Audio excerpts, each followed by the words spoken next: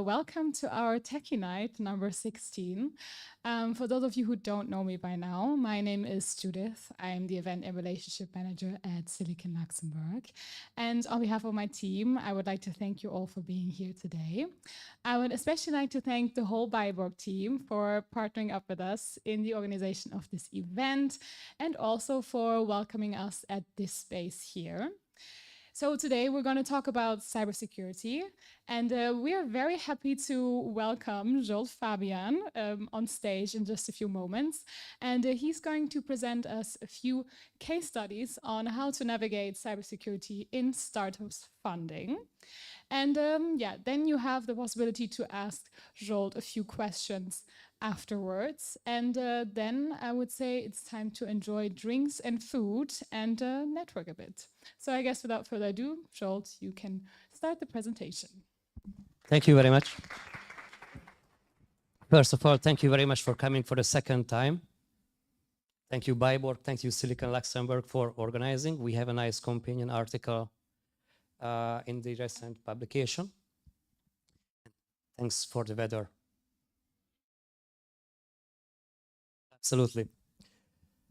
I would start with a little bit of introduction, what you can expect today, and then introducing Byborg. I will cut that part in order to have some time for the questions and answers. So I start my 40 minutes. Today, you will get some insight into how cybersecurity works from the buyer or the seller side in mergers and acquisitions, what you should expect from cybersecurity, scrutinization, and due diligence, and post-deal integration. I will give you some idea if your investor would like to buy into a breach or they would not like to buy into a breach. This might be the key message for today's discussion. I'm Joel Fabian. I'm working with Byborg Enterprises as a group cybersecurity lead and leading all these efforts with a large IT security company. Hello, welcome. So let's start. Byborg is a premium online entertainment company operating in the digital space, reshaping how the human interactions are being done on the internet and finding new ways to do so. So we are an internet company. We are an ecosystem building with even more internet companies. We have a global reach. We have our headquarters in Luxembourg. We have offices in Budapest, Barcelona, Los Angeles, and many other places right now. So we are really globally distributed, so to say, but still an internet company. When I was joining the company first time, it was a startup, a high potential company looking to grow. Now we are a scale up and we are looking for other startups to grow. In last year, I had the opportunity to keep doing cybersecurity work in acquisitions. So I would like to tell you what we have learned from that and how you can leverage. So I'm going to do a technical talk, but before I'm doing so, I would like to introduce some relationship with the cybersecurity, with the startups, with the M&A, with the process, and with all of these things. So today, everything we are doing is cyber. We have a YouTube stream, we have computers, you have mobile phones. Literally everything you are doing today is online. So everything is affected by cybersecurity. When I was starting this profession, it was much more easier. Now it's much more complicated. So we have lots of opportunities to exploit, to leverage building digital relationships. Since you were attending to an event which is about startup funding, you know that valuation is everything for your startup. And valuation is also based on information. Cybersecurity is also about information. So information is everything. Maybe it's better. And if you are a startup, You're trying to survive. It's not about probably being compliant with anything. You have very limited resources, high pressure environment, and you would like to survive. And that's why it is interesting to talk about cybersecurity in a startup's life, because usually you just don't have that level of cybersecurity maturity. Still, since you're a founder and cyber is everything, you have to do something very practical. Since you are leading the company, you have to be the key driver for telling those messages to your team. You would need to have something very practical. In the case of a startup, it can be a few things. It can be something which is really hard to define as cyber hygiene, or someone else is phrasing this as security is in our DNA. It is really difficult to define cyber hygiene, what this practically means. I'm going to have a bonus slide and I'm trying to give some idea for you. As an entrepreneur, there is another factor that will be with you is managing risk, the risk of the unknown. So you have to be very good in that. Cybersecurity is coming with a number of risks and materializing a number of risks. AI is coming with risks that we don't even understand at the moment. So as an entrepreneur, as a founder, you have to be very good managing the risks. The other one that you would like to avoid is the penalties. These days, we have a quite well-regulated environment. Think about Digital Resilience Act, think about Digital Services Act, think about GDPR, PCI DSS, and all of these regulations that you have to comply with, otherwise you have to pay penalty that you would like to avoid. I believe that today this is one of the key motivators why cybersecurity is really important to somehow handle it practically. Talking about security in the Luxembourg startup scene is, I believe, timely. Data is from Silicon Luxembourg also. It's not that much, but it is growing at a pretty nice rate. So it is just timely to think about cybersecurity for startups. So yes, we are growing. So why cybersecurity matters in the domain of mergers and acquisition? Even if you are an acquirer or a target company, as an acquirer or even a founder, you might think about is it an IT problem? Is it a tech problem? Or do I need a very special expertise to deal with this? We are in the world of hyper-specialization, and every single day it's just getting more complex and complicated. How would you approach this? Hire someone. Hire some external ethical hacker guy. Sign up for a bug bounty program. Going with the advisory approach, going with the consulting approach. Which one will be good to me? You would think that if I'm not a technology-intensive startup, imagine a logistics company, which is sending roses, like flowers to a destination address. It's already difficult, actually, but even them who are not technologically intensive, still on the internet, they use parcel services. They have probably a Google Drive that contains all their business models, all the customer data. Accessing these cloud systems, how they do manage all the deliveries, probably have a password of webshop 2020. It has happened to us. Still, even if your password is just webshop 2020, and I'm not a tech company then because I'm just sending flowers to destination addresses, you might suffer personal data breach. And then you have to pay the penalties that you would like to avoid. So now it's inevitable to deal with cybersecurity since you are using cloud services, you are using the internet.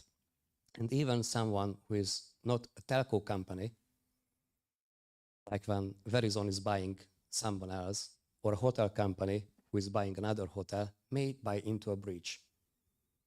But from that point on, it is your problem if you are buying someone who have been breached, because then you have to pay the penalties. It is happening to small companies and it's happening to large companies as well. It's happening with every single sector. If you are an energy company and buying another energy company, like power lines, it might happen that if you was not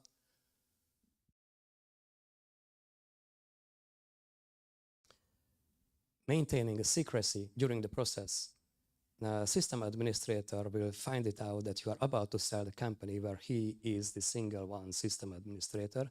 He might lock your systems up, and then you will not be able to access it anymore, and then you will have to pay a cost to recover them. If one other big company is acquiring another big company, A and B, and they decide to open their networks together, company A might suffer from cybersecurity breaches because company B had viruses and malicious applications in their network that you couldn't imagine that they still have, like the I love you virus, the Conflicker. We have seen this because you want to integrate this into your ecosystem depending on what is your purpose buying or selling a company. You might think that if you are a fintech company, of course, fintech companies are regulated, technologically intensive, and they are managing some amount of money. It's even more important. It is even more difficult, but they are also very complicated. If you're a healthcare company, then you also have personal data. So it's independent from the technology intensities. You will be affected by cybersecurity issues sooner or later. So it's better if you are recognizing your cybersecurity nightmares before you are being affected. But it is not expected from a startup company to be mature in terms of cybersecurity. That's why it is difficult to handle. We are a more than 20 years old company. We have a large IT security team. We are still affected by lots of issues, but we are capable to handle this.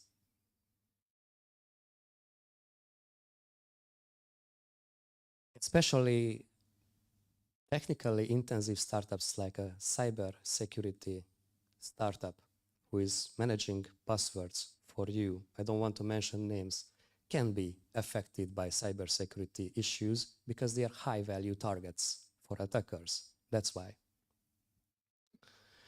So that's why it is important in general for different sectors. But how the process is looking like? When you start to deal with an acquirer, you will have to share some information in order to let them determine your valuation, because information is required for valuation. Probably it's about Excel files, books. It is going to happen via emails and pen drives, maybe. But in 2024, many people know that they shall not plug in a pen drive that they just received to their computers. Many years after landing on the moon, you would believe that now we have highly sophisticated, very advanced security systems to deal with these transaction matters. There are actually companies, virtual data rooms, who are providing you online services to upload and share your data. But at the end, when you are signing the deal, they are going to send you a nicely packaged gift box with a pen drive in it, so that you shall not plug in. Cybersecurity is more and more, according to some statistics, in the deal process. It didn't matter so far. Only the legal departments, the finance departments, the tax were involved. But now tech is involved, cybersecurity is involved. And with immature companies, there is no cohesion between these departments. So why the tax department would talk to the IT security? Why the legal would talk to IT security? So there is a cohesion required after you acquired someone and you have signed the deal. They all shall know some common narrative, why we bought this company and what we would like to do about them, because then all of these departments will not only need to do the due diligence, but the post-integration. And from your perspective, as the target company, you will just look that I have requests set A from the legal, I have request from the tax, finance, tech, cybersecurity, and there is not a common narrative that you have to deal with. And it will be very intensive for you when you have successfully signed the deal and you are happy because you got funding. It still happens that your very secret, sensitive materials is just printed out on the acquirer's desk in an unlocked or placed in an unlocked drawer. So these basic information security matters, and forgive me about mixing up the information security, the IT security, and cybersecurity continuously, is a thing. A fun fact that since we have ChatGPT, both the target companies and the acquirers are using generative AI sometimes to fill information request lists. Information request list is an Excel file, a number of questions that you as a target have to answer, and based on that, the acquirer will try to evaluate your situation. Now they are using generative AI to fill those forms. On the other side, they are using this to evaluate those forms. So what is written, what is being said, and what are the technical realities might be three different things. That's why everyone started to be very meticulous about evaluating what information we can acquire from the target, what we see, not only the books. So at the end, why it matters and why cybersecurity is a necessity today is that the regulatory considerations, as I mentioned, you have penalties imposed if you're not complying with DORA, PCI DSS, GDPR, Digital Services Act, and the list will continue. This is the primary motivation why cybersecurity is so important. Secondly, as I mentioned and introduced the topic, to secure the deal-making process itself. You are about to share everything, the salaries, part of the source code, literally everything during the process. If someone is leaking this, then your business is almost over. You also have to take care about that you are sharing all of your information with the acquirer in a safe and secure manner, and then you can collaborate on that. On the other hand, from the buyer side, you have to know what you are buying. When you're only looking at the books and trying to figure out the valuation through pink glasses, every red flag is just a flag. So you have to obtain information from other contexts as well and other domains as well. Because if you do, and you make sure that you have some cybersecurity hygiene and you did your due diligence and you care accordingly, you can avoid terrible re-evaluations. 10 years ago, in a nice summer, I was working with another company, not Byborg, and we were acquiring a cybersecurity startup who were managing passwords. During the process, we found that they were breached. All the passwords, all the user accounts, tens of millions. Approximately 10 to 14% of the original valuation was discounted. This was resulted maybe minus $4 million at that time. Minus $4 million because they found out that it was breached. It was breached 4 or 5 times later after the acquisition, by the way. According to my current knowledge, I'm tracking them. It's a funny, not funny story. So generally speaking, an acquirer would like to avoid regret of buying into a breach. You can see this from the other side, as I mentioned, that it can be a discount if they are buying into the breach. Most importantly, it's not even doing all this information, setting them a roadmap. Of course, it is important to develop some resilience in cyber, to develop a roadmap for them. But an acquirer would like to find the deal breakers. It is not only a cybersecurity matter, it is a matter for law, legal, tax departments. And they are also using some similar techniques like cybersecurity does, since cybersecurity is dealing with the cyber world, the internet, the digital, everything. Finding the deal breakers is a matter. So I would like to present this model at the top of my career that I could develop. So how this whole thing is looking like from a cybersecurity point of view, and this is where we start to go technical. Cybersecurity do a pre-assessment for you. That means that even before you are sharing any data, we can find out what is your risk profile, what we know about you from the public. Doesn't need too much resources. We can do this in a few days. Then we already have some feeling of what your potential threats and risks might be later, what we shall look into. I love this activity, the whole M&A for cyber, because it's much more creative and it's a bit like of art, because the process itself is not that straightforward or idealistic as someone with an engineering mindset would think. Welcome. So, because we have time pressure, don't have time to plan everything.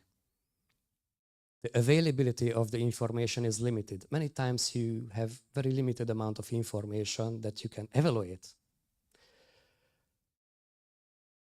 The reliability of what information received from a target company is also very limited.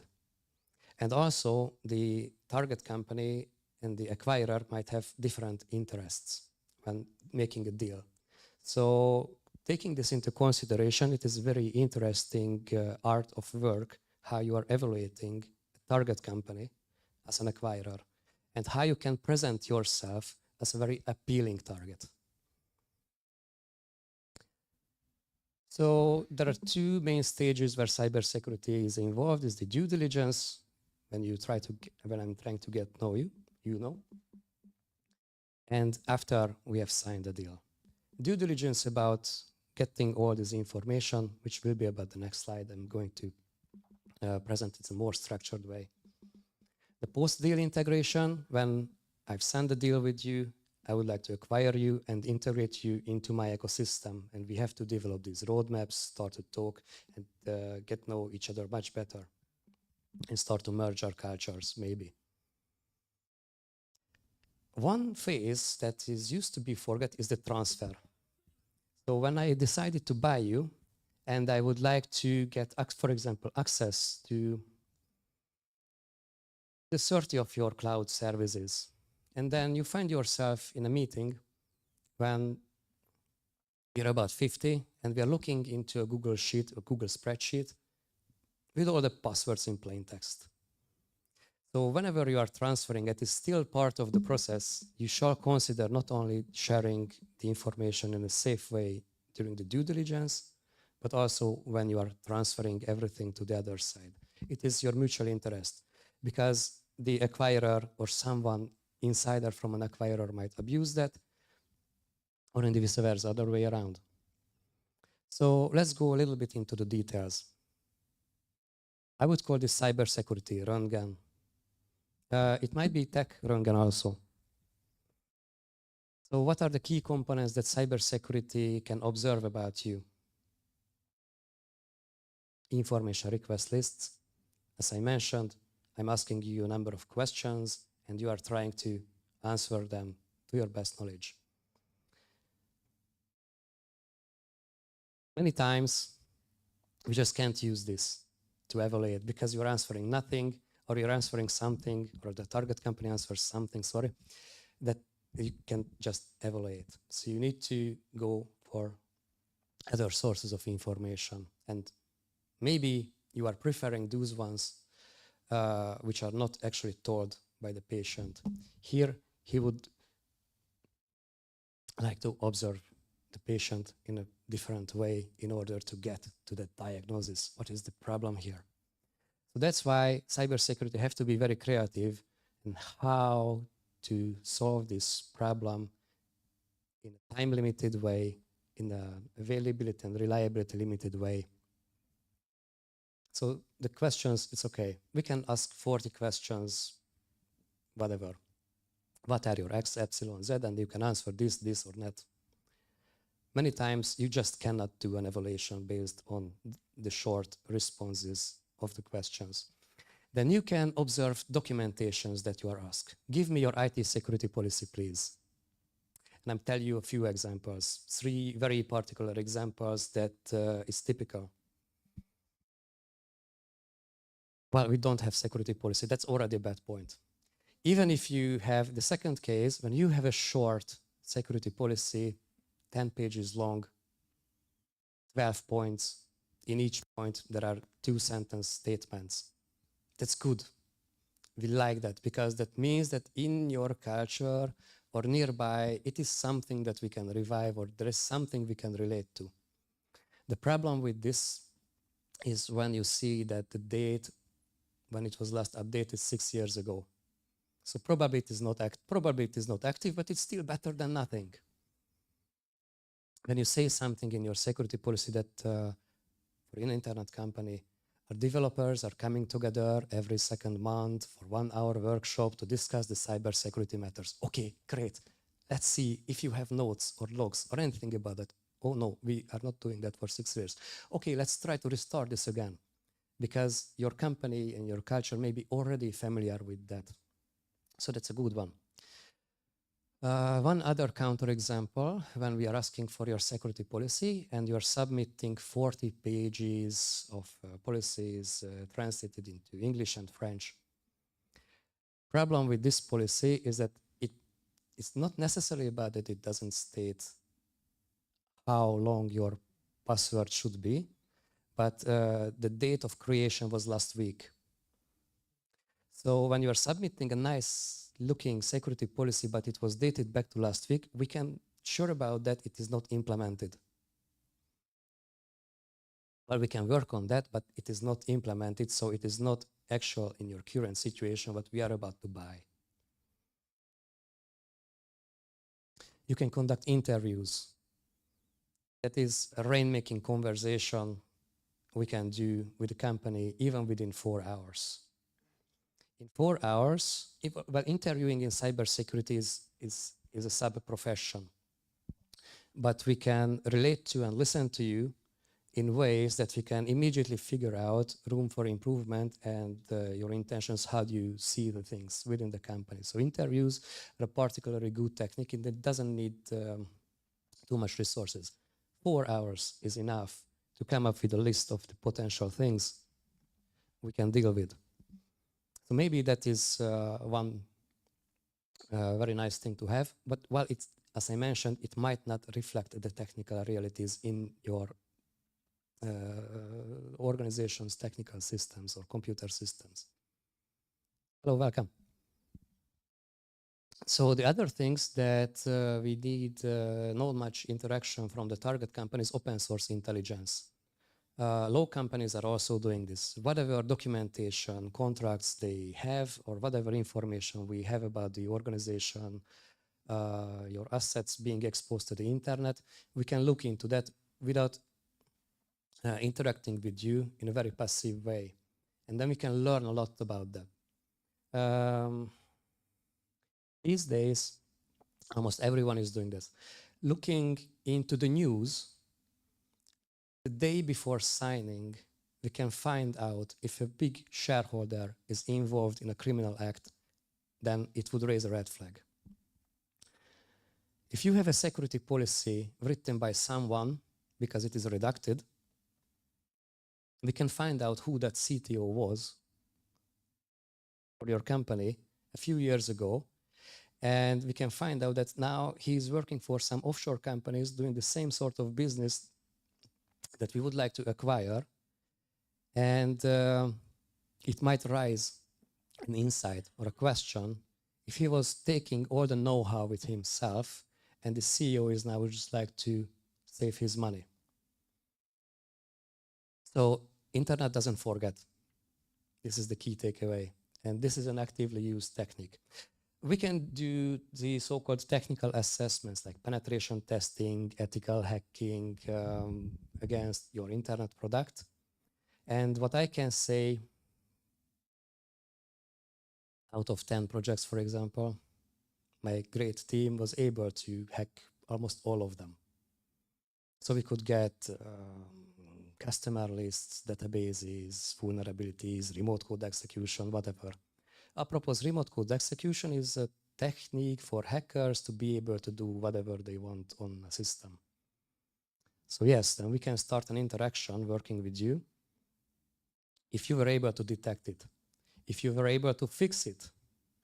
Then if it is a serious one, we can assume that we found this issue on the first day of our assessment if someone else before us were able to exploit this. So can you please show me if you are able to do a forensic investigation on your system if someone before us was doing so? It's a trick that works really well. We can do also specialized assessment as it requires for payment systems, for hardware, for interactive toys, whatsoever. So this is about the cybersecurity Röntgen part. What is the result of this? Is a score, number 3. Okay, what does it mean? I like the traffic light model because it makes it really easy to communicate to the management. Green, yellow, red. We have a little bit larger score. Number 5, there are deal breakers, black. You shall re-evaluate because we found something that is potentially breached. Number 4, red.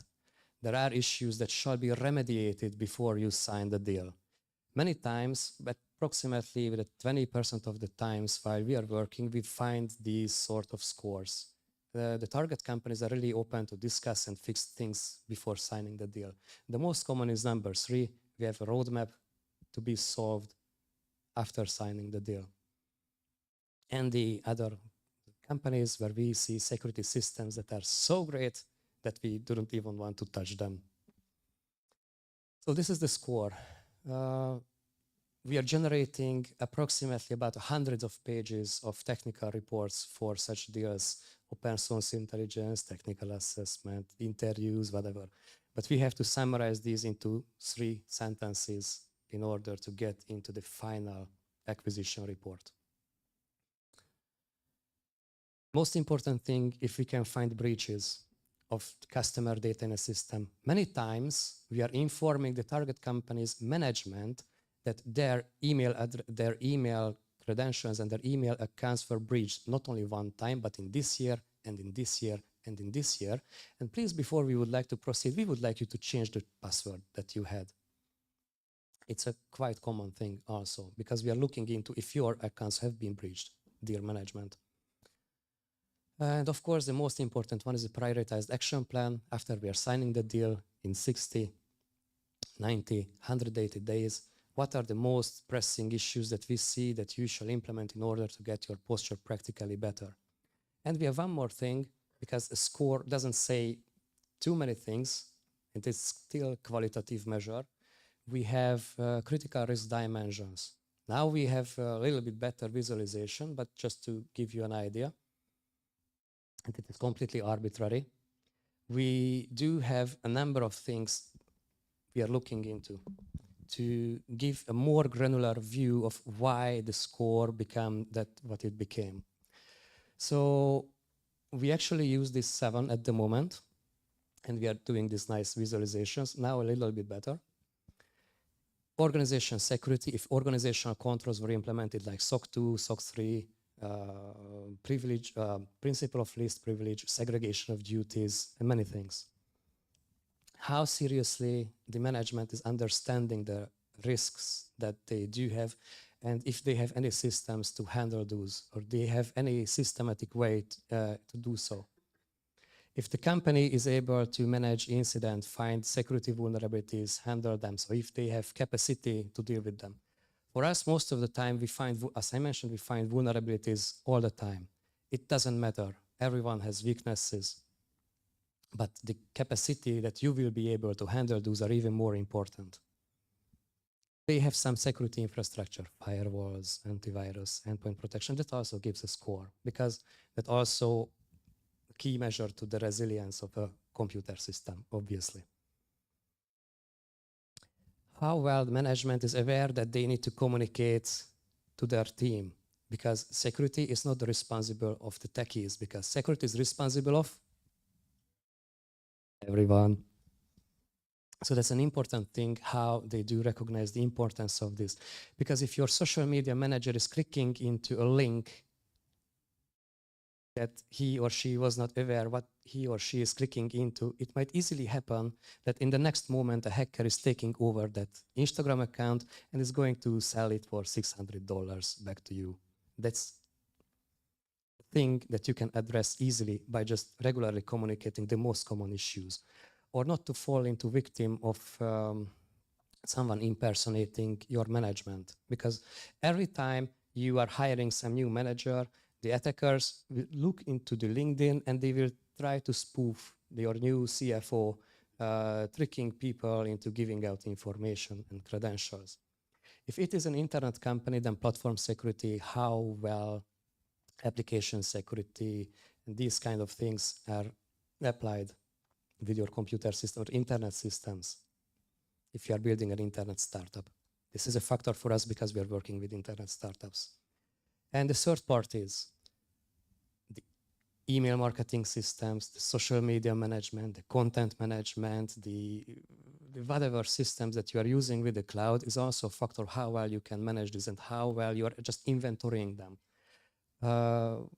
Most of the companies are using cloud systems at the Google, the Amazon, the email sending, the Jotform, the MailChimp, the whatever. It is also a factor today if you are able to oversee on which third parties you are relying on. And that was it. So as a bonus slide, if you want to do something practical, the most important thing is to find out what the security objectives for you are. It is also difficult to define what is a security objective. I would say I will invert this and to try to find out what are your security nightmares. We don't want to be like Ashley Madison. We don't want to be like Mercedes-Benz has just accidentally leaked their source code to the GitHub. It was news today. We don't want to be this, we don't want to be that. From these ideas, it is we don't want to have our customer data being sold on the black market. And then these are things that a security professional can rely to and implement many other things. Concentrate on practical things, not only on paperwork. When you are maturing, paperwork and process-based orientation is important. But being compliant with ISO 27001, being compliant with PCI DSS, being compliant with this and that will not make you immune from being breached, which is the focal point of not having a discount in your valuation. You can focus on securing your social media to tie this to multi-factor authentication to phones. You can focus to send regular emails to your team. You can focus on hiring a security professional company doing some application security testing for your systems. You can consider access management or reviewing people's accesses in your system. We found companies who had access maintained for someone who has departed the company 6 years ago. And then that guy still have access to these systems. This is the source of the breaches. So it is also something very practical, which is also integrated in your HR activities, processes at that level. Everyone is working with cloud, but cloud is difficult. Everyone is doing the best effort using the cloud systems.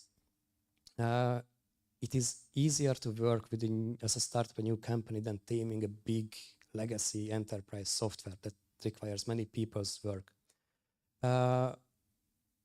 Also to the awareness, HR and finance departments are not IT people, but they also need to share passwords, they need to share documents, so they also need to have something in their hands as tools to share information, to store secrets, to not to write passwords onto Post-it. We had an HR guy who was writing his password down to a Post-it, but he was making sure that he's not losing that, so he had another copy. Okay, and as I mentioned, everyone is relying on third parties, so that is important in the cloud world. So nothing is 100% secure.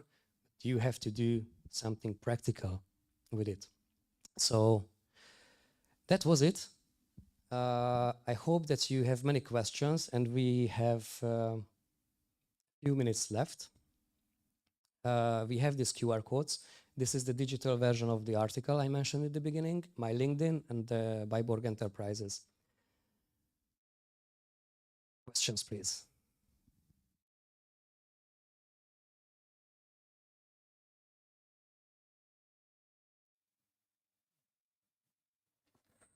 Thank you for presentation. So my name is Sean Dietrich. I have worked on cybersecurity in Luxembourg. I made in 2019, just before the pandemic, a study on the startups. And I identified two things at that moment, that there are not many who have substance. 15 we have identified. You can find the article in the paper jam if you want. And that there are also some domains where we don't have startups. For example, secure code and security in the cloud. That have been the two categories in cyber where competencies are missing. My question, how do you see the local market, as you are the boss of the cybersecurity department of all the companies around Byborg? How you see the acquisition of new talents? How easy is it? How difficult? How many people are you losing? Are you bringing the people from outside? What's the situation of the market of expertise? Thank you for the question. It is very difficult to hire. I have a particular example. The first position that the whole company is interviewing for, the most interviews we have is a chief financial officer. The second one is an IT security specialist. So it is very difficult to hire great talent. So you also have to invest into train your existing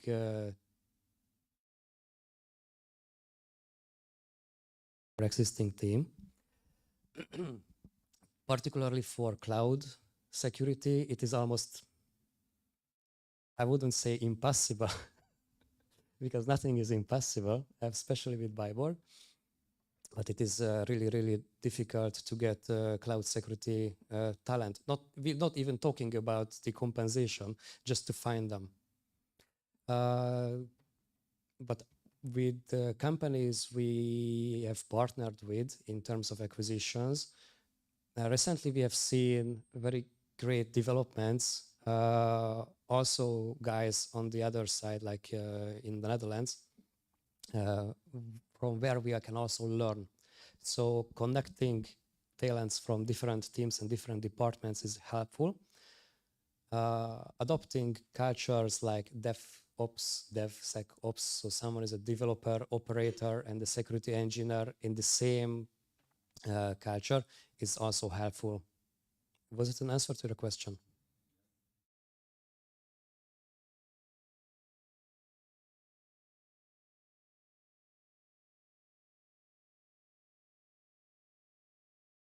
It varies. I hope that we will do more.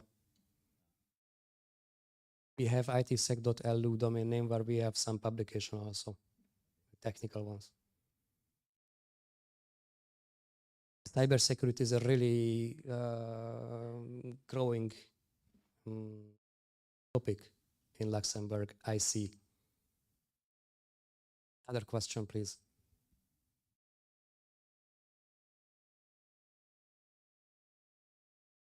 I think I need the mic. You were talking about social media. I am a social media manager at Silicon Luxembourg, and I have two questions. The first one is the social media managers should have a basic training on cybersecurity.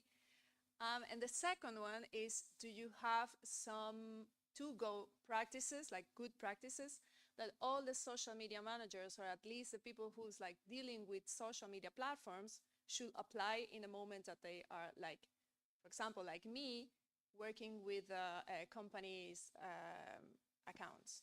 Yes, definitely. It's even more difficult than hacking a system. So getting social media management with a group of companies with a number of social media managers is more difficult than hacking a system, I can tell. We are being challenged with this.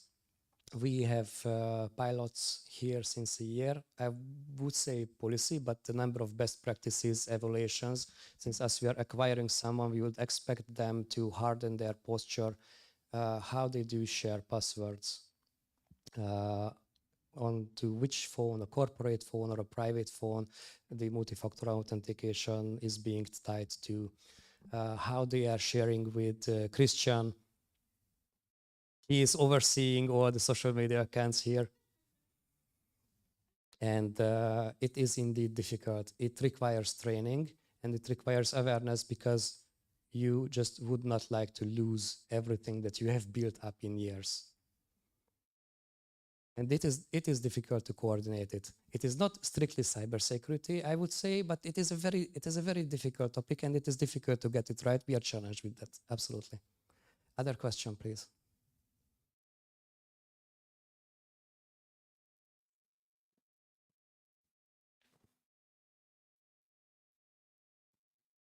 Hello.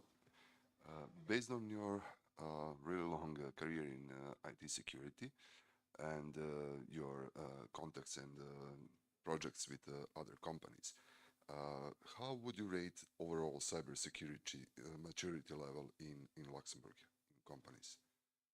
And if it's not on satisfying level, any suggestions how it can be improved? I'm not hacking other cybersecurity companies in Luxembourg, so I don't have a very practical point of view. I hope I can and we can. I'm not seeing into everyone's private life. What I can tell is my experience with what I have seen so far, not necessarily specific to Luxembourg internals. I would like to get into all the companies, if my honest intention, but it is not legal if I'm not servicing them. Probably because everywhere people are working and cybersecurity is difficult to get right, and there are a number of other priorities, timeliness, functionality, etc. Cybersecurity is most of the time not the first priority, and it is okay. But you have to have the capacity to deal with those issues. You cannot have systems 100% secure. Next question, please. There is Thank you very much. My question is, many times companies, when they try to implement the cybersecurity policies or activities, there is always the risk that these policies and these practices are going to, I don't want to say paralyze, but to slow down the activities of a company because, you have many security requirements, etc. What would you suggest in order to try to find the best trade-off possible between flexibility of a company and high level of security? there was an answer like common sense, but it is difficult to have the common sense as long as you don't have experience with what is going to happen if you ignore all the things. If you're not fastening your seatbelt in your car, probably you will not be killed on the first trip, but you have less chance to survive it. And I completely understand that implementing processes in a very strict way, when there is a maturity of an organization, not only in terms of cybersecurity, but in the way they do business, is making things difficult. A startup company is not working in a way like UBS Bank is doing. Thank you very much.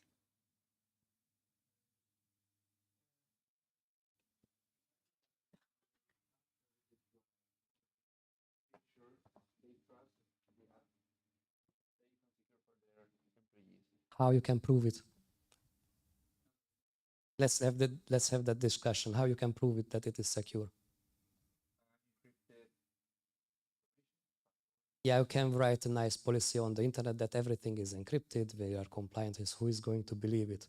When they are going to do a due diligence, when they are having a service from you, you can also show them like technical reports that are giving them a more confident view that hackers were actually trying to get in, and that might be a better proof than if you are just writing that everything is encrypted on your website. We have seen breached companies who have, like Trello recently, who has very nice descriptions of how secure we are, or MailChimp, just another example. And everything was pretty nice. Everything is good, great sounding, great posture, but it's not the description of how things practically going on. That's why maybe you can get a penetration test or ethical hacker team to give you a report and you can present that it is a recent one. Someone was actually attempting to get in from an external point of view. You can also show a report depending on the size of your company. If you have organizational controls, so a developer is not accessing to everything, but even with maybe larger startups up to 60, 100 persons, maybe developers have access to production systems and then they can do insider fraud. How do you prove that they cannot? So as you're growing, you can collect more and more evidences against yourself to prove that it has been tested, and we have proved and audited processes that it cannot go that wrong. There's no 100% security. I have seen another question.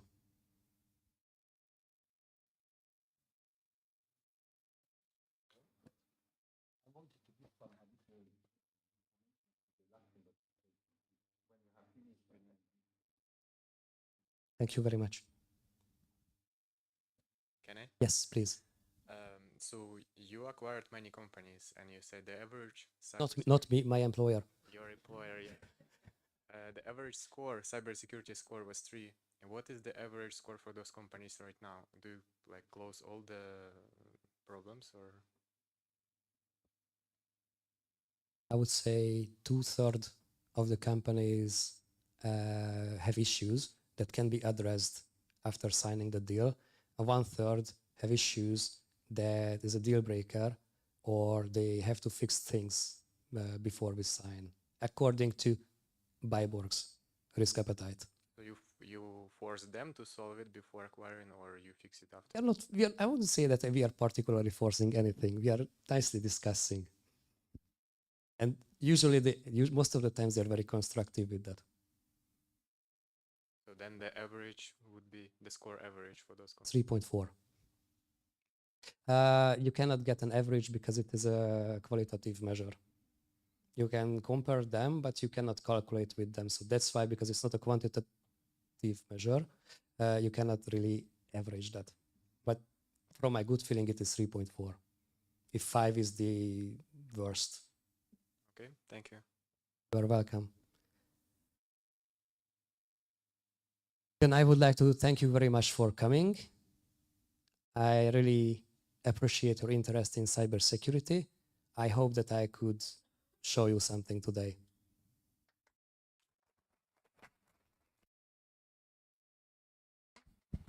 Okay.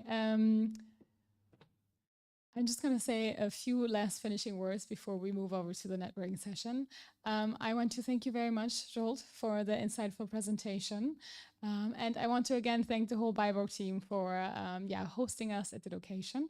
And I want to thank you as well for joining us this evening. So I would say now it's time to catch a drink and to have a little bit of food as well, and to continue the conversation on cybersecurity in that area over there.